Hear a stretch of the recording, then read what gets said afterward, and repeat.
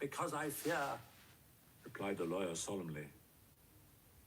God grant I have no cause for it. And with that, he read as follows. My dear Utterson, when this shall fall into your hands, I shall have disappeared. Under what circumstances I have not the penetration to foresee, but my instinct and all the circumstances of my nameless situation tell me that the end is sure and must be early. Go then, and first read the narrative which Lanyon warned me he was to place in your hands. And if you care to hear more, turn to the confession of your unworthy and unhappy friend, Henry Jekyll.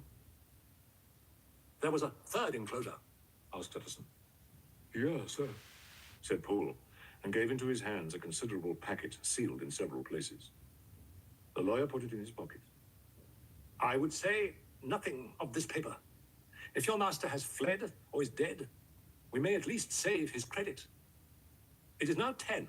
I must go home and read these documents in quiet, but I shall be back before midnight when we shall send for the police. They went out, locking the door behind them.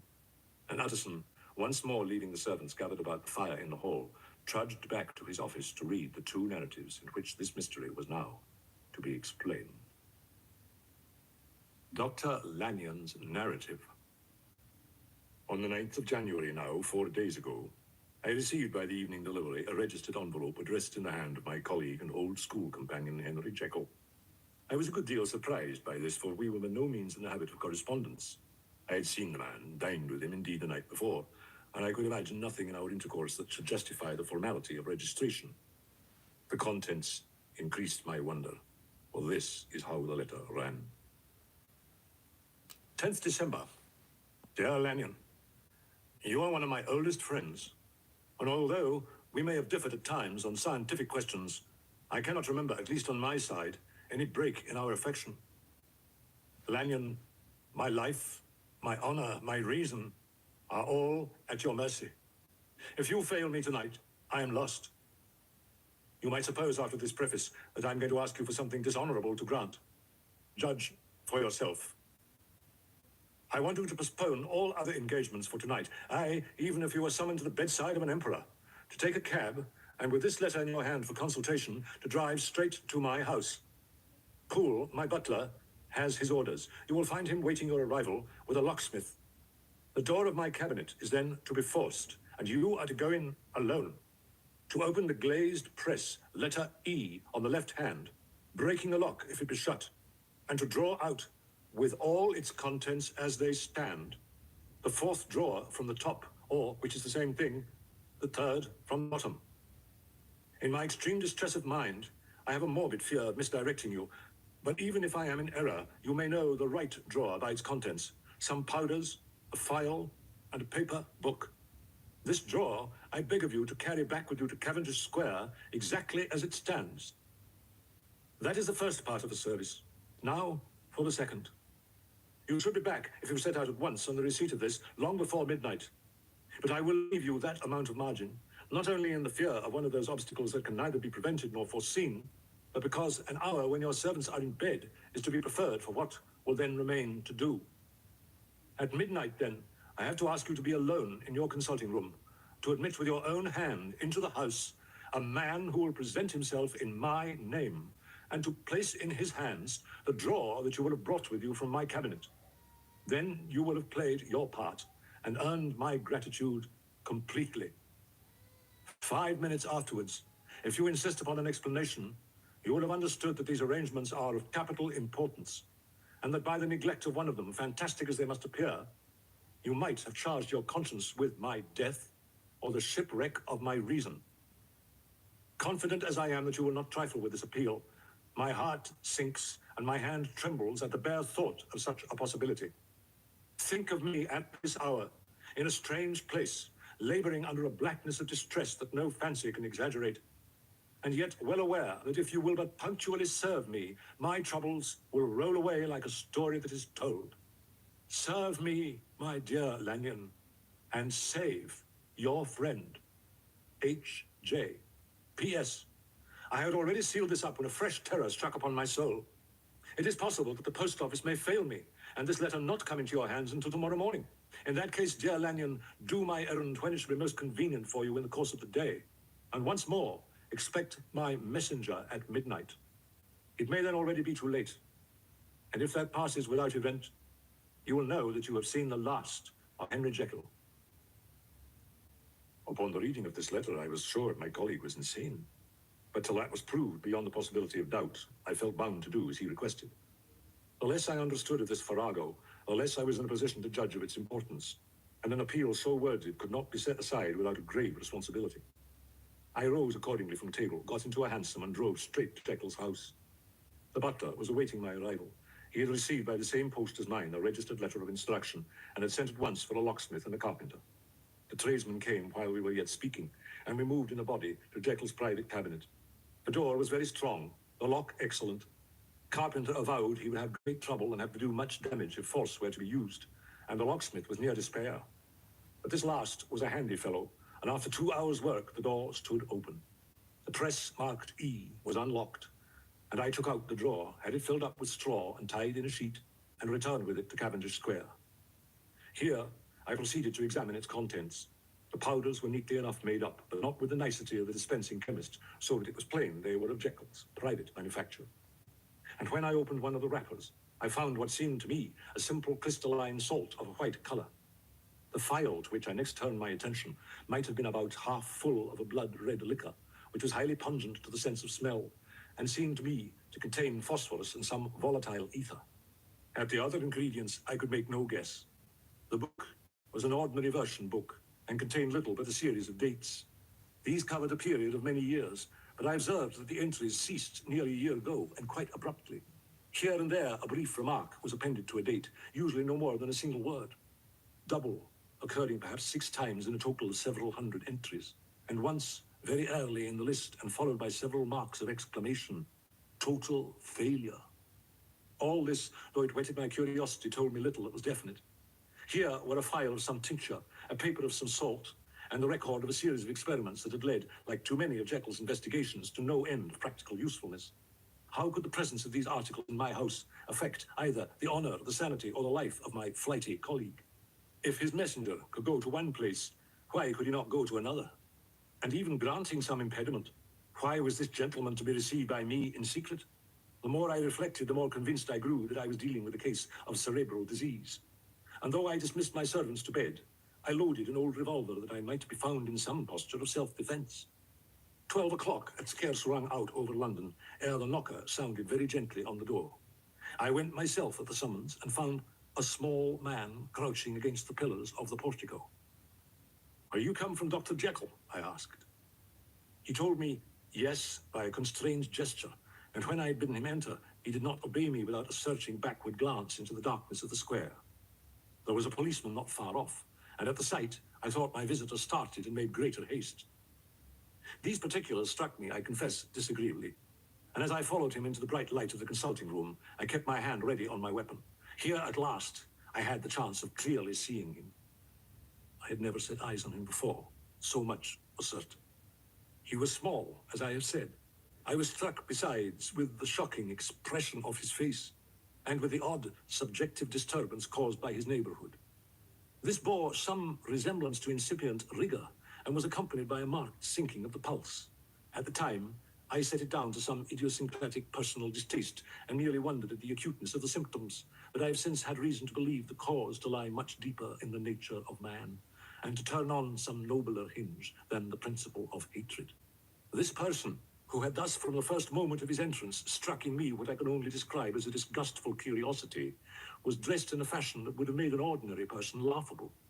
His clothes, that is to say, although they were of rich and sober fabric, were enormously too large for him in every measurement. The trousers hanging on his legs and rolled up to keep them from the ground, the waist of the coat below his haunches, and the collar sprawling wide upon his shoulders. Strange to relate, this ludicrous accoutrement was far from moving me to laughter. Rather, as there was something abnormal and misbegotten in the very essence of the creature that now faced me, something seizing, surprising, and revolting, This fresh disparity seemed but to fit in with and to reinforce it, so that to my interest in the man's nature and character, there was added a curiosity as to his origin, his life, his fortune and status in the world. These observations, though they take so great a space to be set down in, were yet the work of a few seconds. My visitor was indeed on fire with somber excitement. "Have you got it?" he cried. "Have you got it?" And so lively was his impatience that he even laid his hand upon my arm and sought to shake me. I put him back, conscious at his touch of a certain icy pang along my blood. "Come, sir," said I, "you forget that I have not yet the pleasure of your acquaintance. Be seated, if you please." And I sat down myself in my customary seat, and with as fair an imitation of my ordinary manner to a patient as the horror I had of my visitor would suffer me to muster. "I beg your pardon, Dr. Lanyon," he replied civilly enough. "What you say is very well founded, and my impatience has shown its heels to my politeness. I come here at the instance of your colleague, Dr. Henry Jekyll, on a piece of business of some moment, and I understood." He paused and put his hand to his throat, and I could see, in spite of his collected manner, that he was wrestling against the approaches of the hysteria. "I understood a drawer." But here I took pity on my visitor's suspense, and some perhaps on my own growing curiosity. "There it is, sir," said I, pointing to the drawer where it lay on the floor behind a table, and still covered with the sheet. He sprang to it, and then paused and laid his hand upon his heart. His face was so ghastly to see that I grew alarmed, both for his life and reason. "Compose yourself," said I. He turned a dreadful smile to me, and, as if with the decision of despair, plucked away the sheet. At sight of the contents, he uttered one loud sob of such immense relief that I sat petrified. And the next moment, in a voice that was already fairly well under control, "Have you a graduated glass?" he asked. I rose from my place with something of an effort and gave him what he asked. He thanked me with a smiling nod, measured out a few minims of the red tincture, and added one of the powders.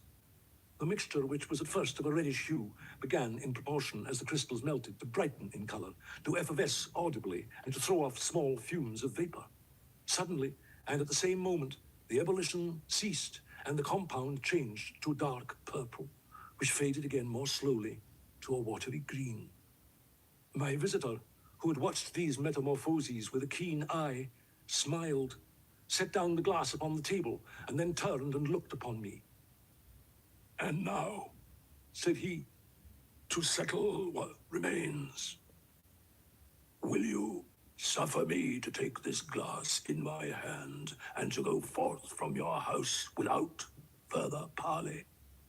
Or has curiosity too much command of you? Think before you answer, for it shall be done as you decide. As you decide, you shall be left as you were before, and neither richer nor wiser. Or, if you shall so prefer to choose, a new province of knowledge and new avenues to fame and power shall be laid open to you here in this room upon the instant, and your sight shall be blasted by a prodigy to stagger the unbelief of Satan."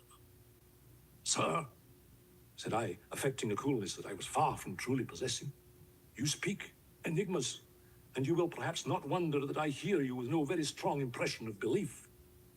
But I have gone too far in the way of inexplicable services to pause before I see the end."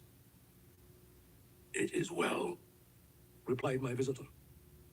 "Lanyon, you remember your vows. What follows is under the seal of our profession. And now, you who have so long been bound to the most narrow and material views, you who have denied the virtue of transcendental medicine, you who have derided your superiors, behold!" He put the glass to his lips and drank at one gulp. A cry followed. He reeled, staggered, clutched at the table, and held on, staring, gasping with open mouth. And as I looked, there came a change. He seemed to swell.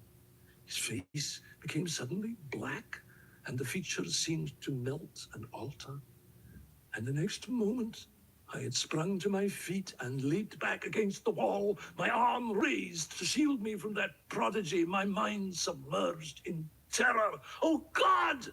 I screamed, and "Oh, God!" again and again, for there, before my eyes, pale and shaken and half fainting and groping before him with his hands like a man restored from death, there stood Henry Jekyll. What he told me in the next hour, I cannot bring my mind to set on paper. I saw what I saw, I heard what I heard, and my soul sickened at it. And yet now, when that sight has faded from my eyes, I ask myself if I believe it, and I cannot answer. My life is shaken to its roots. Sleep has left me. The deadliest terror sits by me at all hours of the day and night. I feel that my days are numbered and that I must die, and yet I shall die incredulous. As for the moral turpitude that man unveiled to me, even with tears of penitence, I cannot even in memory dwell on it without a start of horror. I will say but one thing, Utterson, and that, if you can bring your mind to credit it, will be more than enough. The creature who crept into my house that night was, on Jekyll's own confession, known by the name of Hyde, and hunted for in every corner of the land as the murderer of Carew. Signed, Hasty Lanyon. Henry Jekyll's full statement of the case. I was born to a large fortune, endowed besides with excellent parts, inclined by nature to industry, fond of the respect of the wise and good among my fellow men, and thus, as might have been supposed, with every guarantee of an honorable and distinguished future.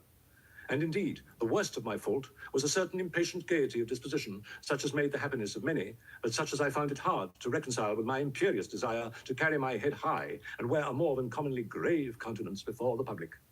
Hence it came about that I concealed my pleasures, and that when I reached years of reflection and began to look round me and take stock of my progress and position in the world, I stood already committed to a profound duplicity of life. Such irregularities as I was guilty of, I regarded and hid with an almost morbid sense of shame. It was thus rather the exacting nature of my aspirations than any particular degradation in my faults that made me what I was, and with even a deeper trench than in the majority of men, severed in me those provinces of good and ill which divide and compound man's dual nature. Though so profound a double dealer, I was in no sense a hypocrite. Both sides of me were in dead earnest. I was no more myself when I laid aside restraint and plunged in shame than when I labored in the eye of day at the furtherance of knowledge or the relief of sorrow and suffering. And it chanced that the direction of my scientific studies, which led wholly towards the mystic and the transcendental, reacted and shed a strong light on this consciousness of the perennial war among my members. With every day, and from both sides of my intelligence, the moral and the intellectual, I thus drew steadily nearer to that truth by whose partial discovery I have been doomed to such a dreadful shipwreck, that man is not truly one, but truly two. I say two, because the state of my own knowledge does not pass beyond that point. Others will follow. Others will outstrip me on the same lines, and I hazard the guess that man will be ultimately known for a mere polity of multifarious, incongruous, and independent denizens. I, for my part, from the nature of my life, advanced infallibly in one direction, and in one direction only. It was on the moral side, and in my own person, that I learned to recognize the thorough and primitive duality of man. I saw that of the two natures that contended in the field of my consciousness, even if I could rightly be said to be either, it was only because I was radically both. And from an early date, even before the course of my scientific discoveries had begun to suggest the most naked possibility of such a miracle, I had learned to dwell on the thought of the separation of these elements.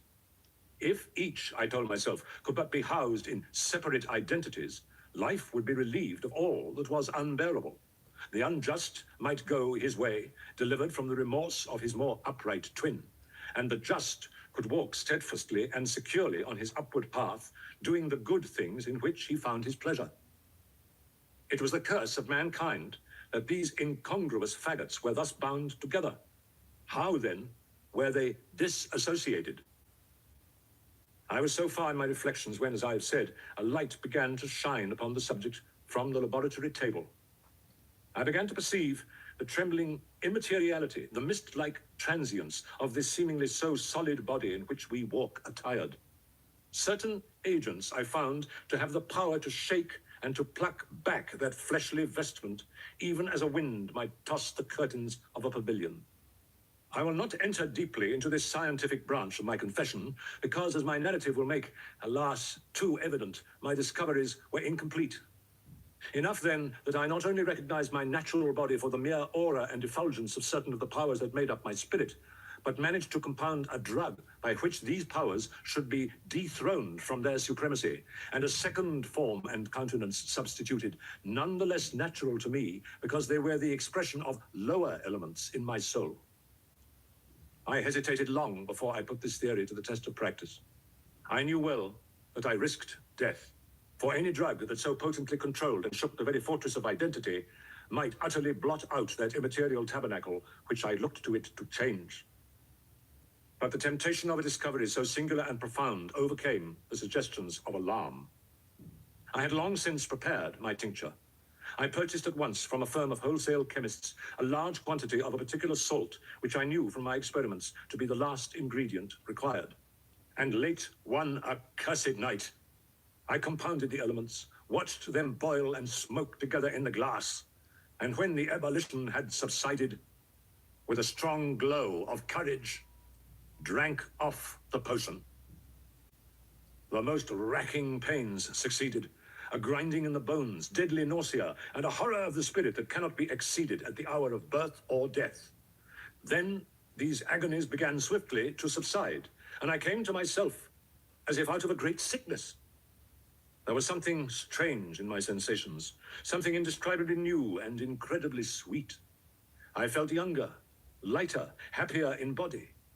Within, I was conscious of a heady recklessness, a current of disordered sensual images running like a mill race in my fancy, a solution of the bonds of obligation, an unknown but not an innocent freedom of the soul. I knew myself, at the first breath of this new life, to be more wicked, tenfold more wicked, and the thought in that moment braced and delighted me like wine. I stretched out my hands, exulting in the freshness of these sensations, and in the act, I was suddenly aware that I had lost in stature.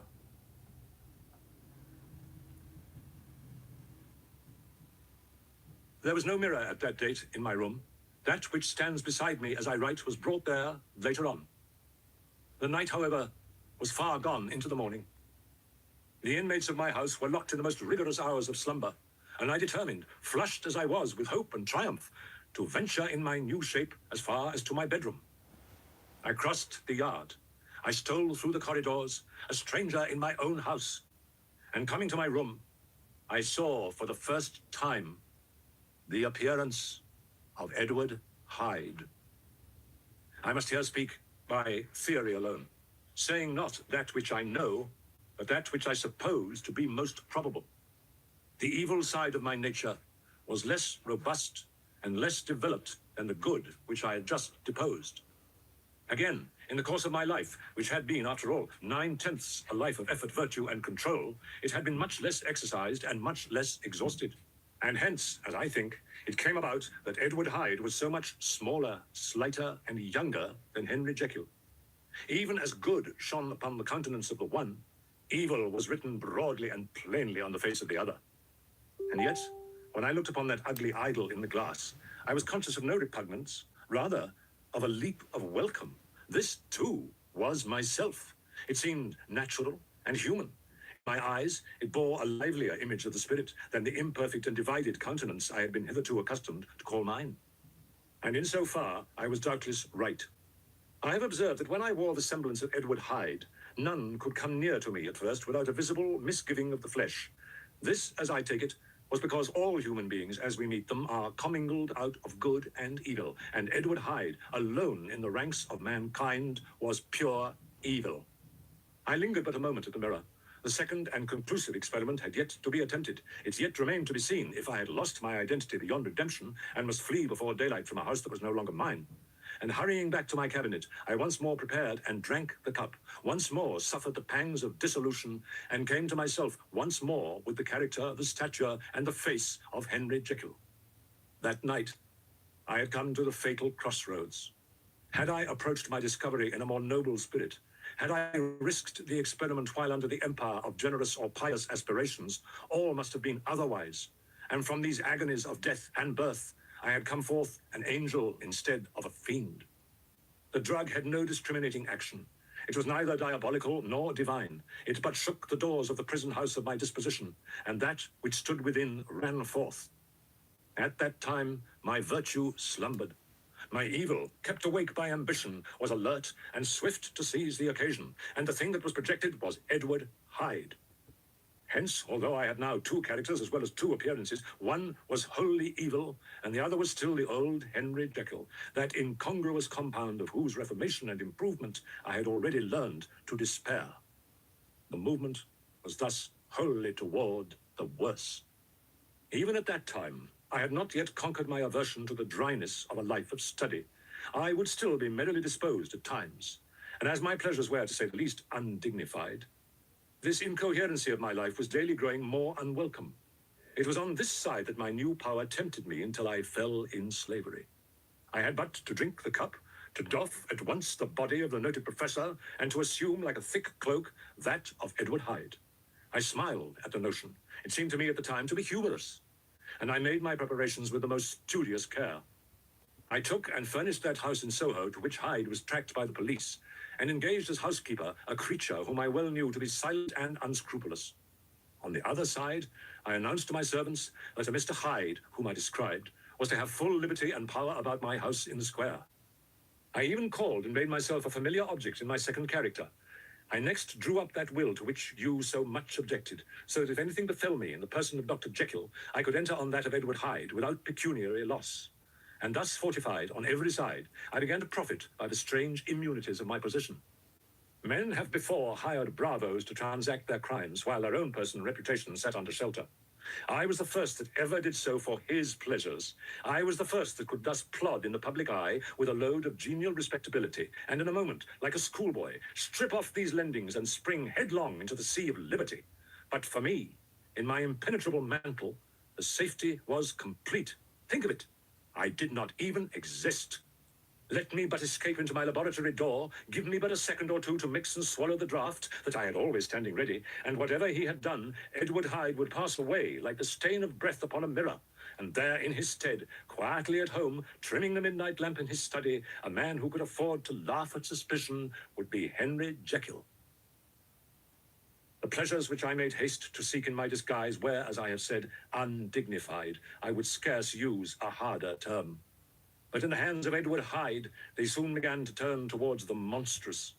When I would come back from these excursions, I was often plunged into a kind of wonder at my vicarious depravity. This familiar that I called out of my own soul and sent forth alone to do his good pleasure was a being inherently malign and villainous. His every act and thought centered on self, relentless like a man of stone. Henry Jekyll stood at times aghast before the acts of Edward Hyde, but the situation was apart from ordinary laws, and insidiously relaxed the grasp of conscience. It was Hyde, after all, and Hyde alone that was guilty. Jekyll was no worse. He woke again to his good qualities, seemingly unimpaired. He would even make haste, where it was possible, to undo the evil done by Hyde, and thus his conscience slumbered.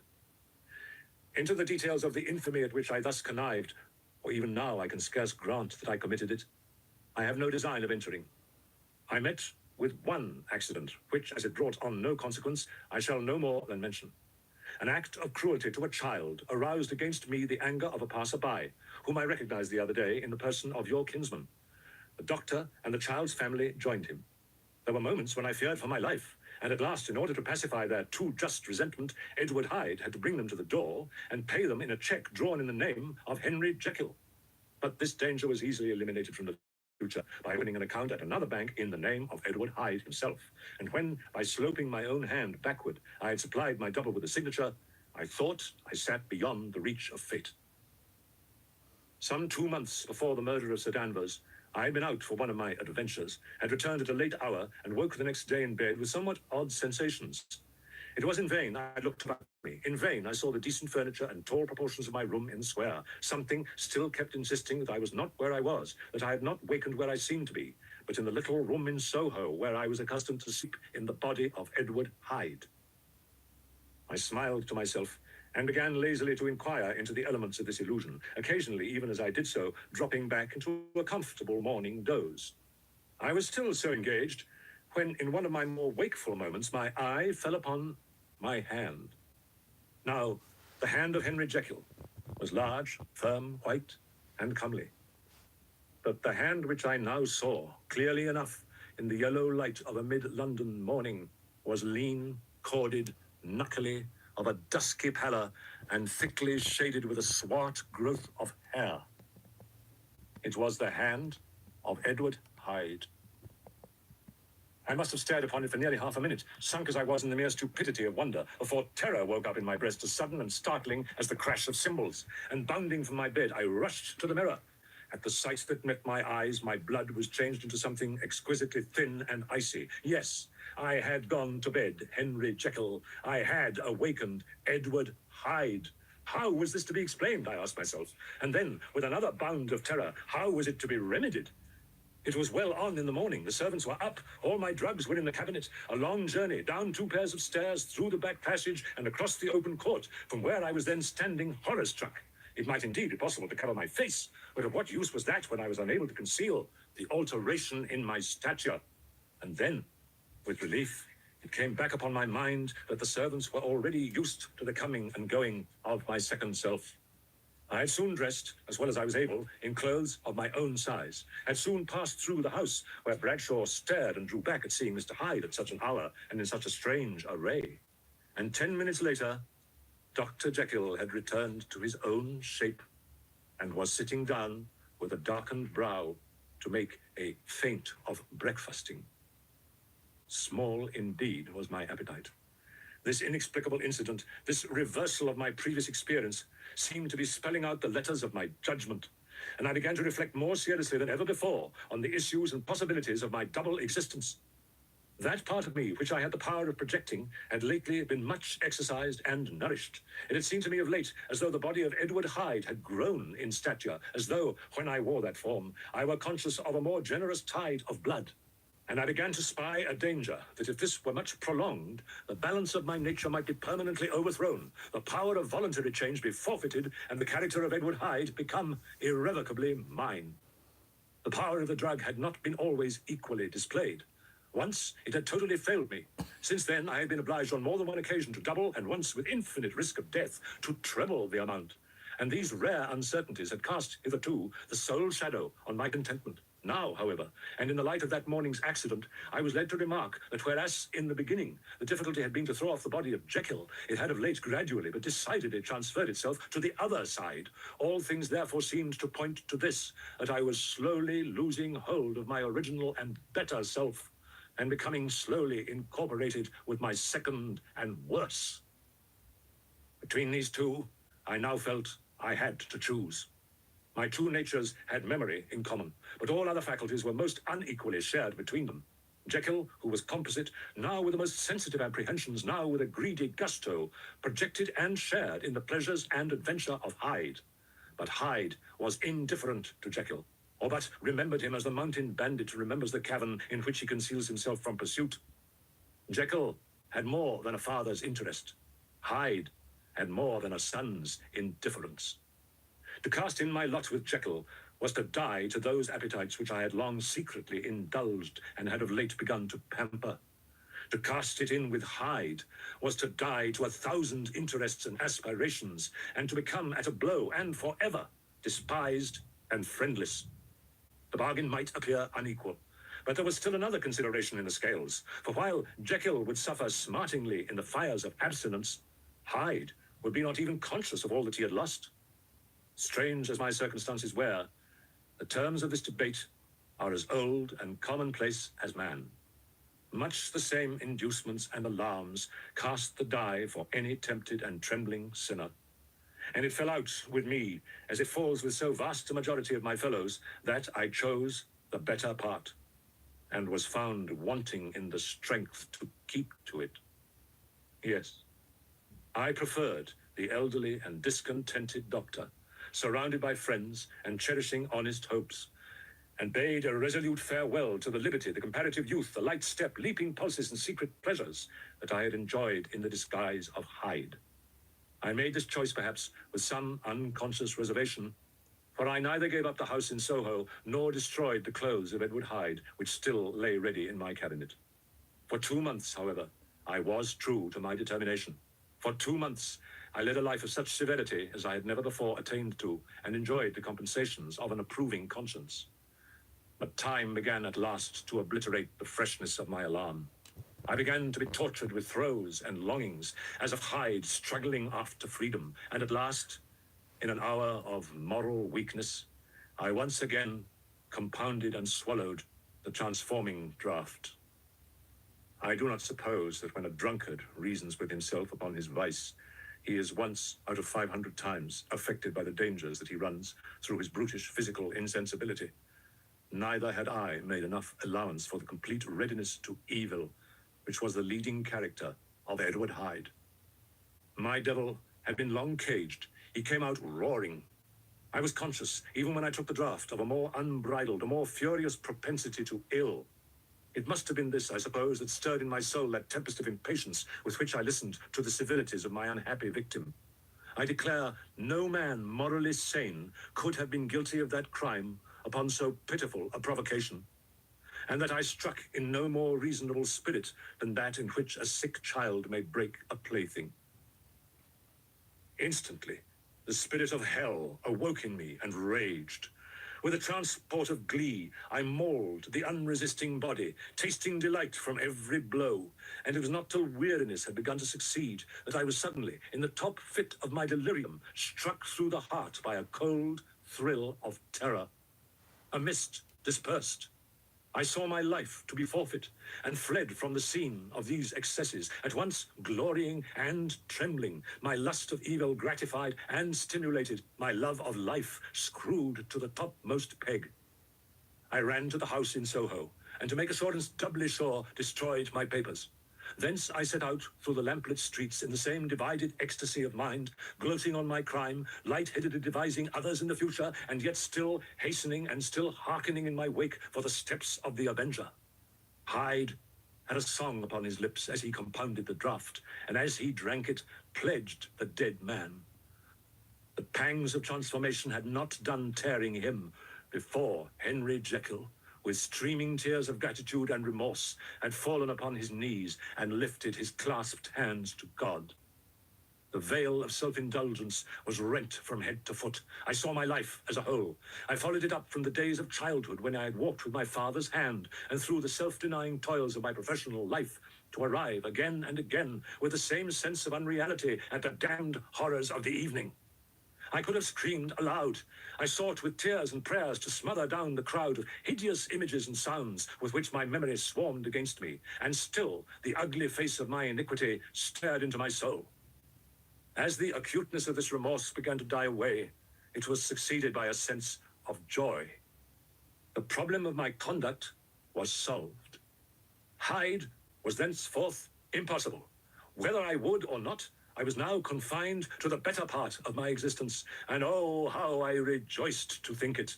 With what willing humility I embraced anew the restrictions of natural life. With what sincere renunciation I locked the door by which I had so often gone and come, and ground the key under my heel. The next day came the news that the murder had been witnessed, that the guilt of Hyde was patent to the world, and that the victim was a man high in public estimation. It was not only a crime, it had been a tragic folly.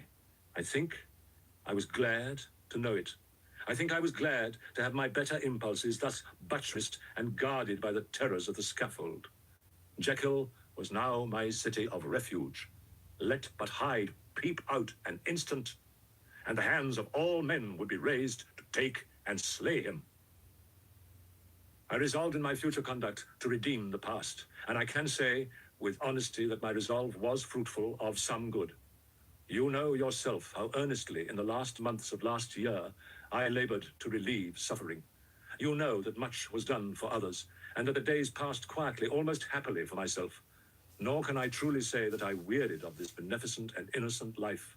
I think instead that I daily enjoyed it more completely.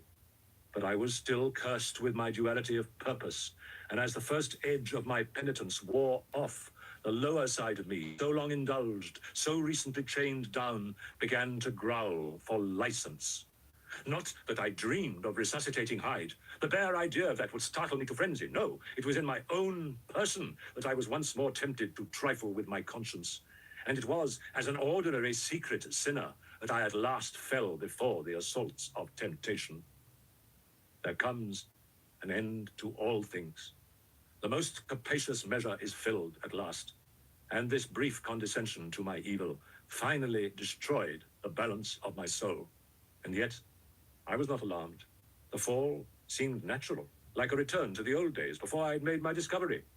It was a fine, clear January day, wet underfoot where the frost had melted, but cloudless overhead. And Regent's Park was sweet with spring odors. I sat in the sun on a bench, the animal within me licking the chops of memory. The spiritual side a little drowsed, promising subsequent penitence, but not yet moved to begin. After all, I reflected, I was like my neighbors. Then I smiled, comparing myself with other men, comparing my active goodwill with the lazy cruelty of their neglect. And at the very moment of that vainglorious thought, a qualm came over me, a horrid nausea and the most deadly shuddering. These passed away and left me faint, and then, as in its turn the faintness subsided, I began to be aware of a change in the temper of my thoughts, a greater boldness, a contempt of danger. I looked down. My clothes hung formlessly on my shrunken limbs. The hand that lay on my knee was corded and hairy. I was once more Edward Hyde. A moment before, I had been safe of all men's respect. Now, I was the common quarry of mankind, hunted, a known murderer, thrall to the gallows. My reason wavered, but it did not fail me utterly. I have more than once observed that in my second character, my faculties seemed sharpened to a point, and my spirits more tensely elastic. Thus it came about that where Jekyll perhaps might have succumbed, Hyde rose to the importance of the moment. My drugs were in one of the presses of my cabinet. How was I to reach them? That was the problem that, crushing my temples in my hands, I set myself to solve. The laboratory door I had closed. If I sought to enter by the house, my own servants would consign me to the gallows. I saw I must employ another hand and thought of Lanyon. How was he to be reached? How persuaded? Supposing that I escaped capture in the street, how was I to make my way into his presence? And how should I, an unknown and displeasing visitor, prevail on the famous physician to rifle the study of his colleague, Dr. Jekyll? Then I remembered that of my original character, one part remained to me. I could write my own hand. Thereupon, I arranged my clothes as best I could, and summoning a passing hansom, drove to an hotel in Portland Street, the name of which I chanced to remember. At the inn, as I entered, I looked about me with so black a countenance as made the attendants tremble. Not a look did they exchange in my presence, but obsequiously took my orders, led me to a private room, and brought me wherewithal to write. Hyde, in danger of his life, was a creature new to me. Shaken with inordinate anger, strung to the pitch of murder, lusting to inflict pain, yet the creature was astute, mastered his fury with a great effort of the will, composed his two important letters, one to Lanyon and one to Poole, and that he might receive actual evidence of their being posted, sent them out with the directions that they should be registered. Thenceforward, he sat all day over the fire in the private room, gnawing his nails. There he dined, sitting alone with his fears, the waiter visibly quailing before his eye, and thence, when the night was fully come, he set forth in the corner of a closed cab, and was driven to and fro about the streets of the city. He, I say, I cannot say I. That child of hell had nothing human, nothing lived in him but fear and hatred. And when at last, thinking the driver had begun to grow suspicious, he discharged the cab and ventured on foot, attired in his misfitting clothes, into the midst of the nocturnal passengers, these two base passions raged within him like a tempest. He walked fast, hunted by his fears, chattering to himself, skulking through the less frequented thoroughfares, counting the minutes that still divided him from midnight. Once, a woman spoke to him, offering, I think, a box of lights. He smote her in the face, and she fled. When I came to myself at Lanyon's, the horror of my old friend, perhaps, affected me somewhat, I do not know. It was at least but a drop in the sea to the abhorrence with which I looked back upon these hours. A change had come over me. It was no longer the fear of the gallows, it was the horror of being Hyde that racked me. I received Lanyon's condemnation partly in a dream. It was partly in a dream that I came home to my own house and got into bed. I slept after the prostration of the day with a stringent and profound slumber which not even the nightmares that wrung me could avail to break. I awoke in the morning, shaken, weakened, but refreshed.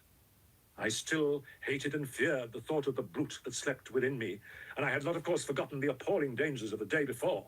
But I was once more at home, in my own house and close to my drugs. And gratitude for my escape shone so strong in my soul that it almost rivaled the brightness of hope.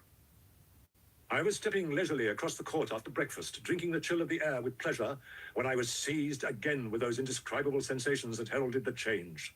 And I had but the time to gain the shelter of my cabinet before I was once again raging and freezing with the passions of Hyde. It took on this occasion a double dose to recall me to myself, and alas, 6 hours after, as I sat looking sadly in the fire, the pangs returned, and the drug had to be re-administered. In short, from that day forth, it seemed only by a great effort, and only under the immediate stimulation of the drug, that I was able to wear the countenance of Jekyll. At all hours of the day and night, I would be taken with a premonitory shudder. Above all, if I slept, or even dozed for a moment in my chair, it was always as Hyde that I awakened. Under the strain of this continually impending doom, and by the sleeplessness to which I now condemned myself, even beyond what I had thought possible to man, I became, in my own person, a creature eaten up and emptied by fever, languidly weak both in body and mind, and solely occupied by one thought, the horror of my other self. But when I slept, or when the virtue of the medicine wore off, I would leap almost without transition, for the pangs of transformation grew daily less marked, into the possession of a fancy brimming with images of terror, a soul boiling with causeless hatreds, and a body that seemed not strong enough to contain the raging energies of life. The powers of Hyde seemed to have grown with the sickliness of Jekyll, and certainly the hate that now divided them was equal on each side. With Jekyll, it was a thing of vital instinct. He had now seen the full deformity of that creature that shared with him some of the phenomena of consciousness and was co-heir with him to death. And beyond these links of community, which in themselves made the most poignant part of his distress, he thought of Hyde for all his energy of life as of something not only hellish, but inorganic. This was the shocking thing, that the slime of the pit seemed to utter cries and voices, that the amorphous dust gesticulated and sinned, that what was dead and had no shape should usurp the offices of life. And this again, that insurgent horror was knit to him closer than a wife, closer than an eye, lay caged in his flesh, where he heard it mutter and felt it struggle to be born, and at every hour of weakness and in the confidence of slumber prevailed against him and deposed him out of life. The hatred of Hyde for Jekyll was of a different order. His terror of the gallows drove him continually to commit temporary suicide and return to his subordinate station of a part instead of a person. But he loathed the necessity, he loathed the despondency into which Jekyll was now fallen, and he resented the dislike with which he was himself regarded. Hence the ape-like tricks that he would play me, scrawling in my own hand blasphemies on the pages of my books, burning the letters and destroying the portrait of my father. And indeed, had it not been for his fear of death, he would long ago have ruined himself in order to involve me in the ruin. But his love of life is wonderful. I go further when I know how he fears my power to cut him off by suicide. I find it in my heart to pity him. It is useless to prolong this description. No one has ever suffered such torments. Let that suffice. And my punishment might have gone on for years, but for the last calamity which has now fallen, and which has finally severed me from my own face and nature. My provision of the salt, which had never been renewed since the date of the first experiment began to run low. I sent out for a fresh supply and mixed the draft. The ebullition followed, and the first change of color, not the second. I drank it, and it was without efficiency. You will learn from Poole how I have had London ransacked. It was in vain. And I am now persuaded that my first supply was impure, and that it was that unknown impurity which lent efficacy to the draught. About a week has passed, and I am now finishing this statement under the influence of the last of the old powders. This, then, is the last time, short of a miracle, that Henry Jekyll can think his own thoughts or see his own face, now how sadly altered, in the glass. Nor must I delay too long to bring my writing to an end. For if my narrative has hitherto escaped destruction, it has been by a combination of great prudence and great good luck. Should the throes of change take me in the act of writing it, Hyde will tear it in pieces. But if some time shall have elapsed after I have laid it by, his wonderful selfishness and circumscription to the moment will probably save it once again from the action of his ape-like spite. And indeed, the doom that is closing on us both has already changed and crushed him. Half an hour from now, when I shall again and forever re-endue that hated personality, I know how I shall sit shuddering and weeping in my chair, or continue with the most strained and fear-struck ecstasy of listening to pace up and down this room, my last earthly refuge, and give ear to every sound of menace. Will Hyde die upon the scaffold, or will he find the courage to release himself at the last moment? God knows. I am careless. This is my true hour of death, and what is to follow concerns another than myself. Here then, as I lay down the pen and proceed to seal up my confession, I bring the life of that unhappy Henry Jekyll to an end.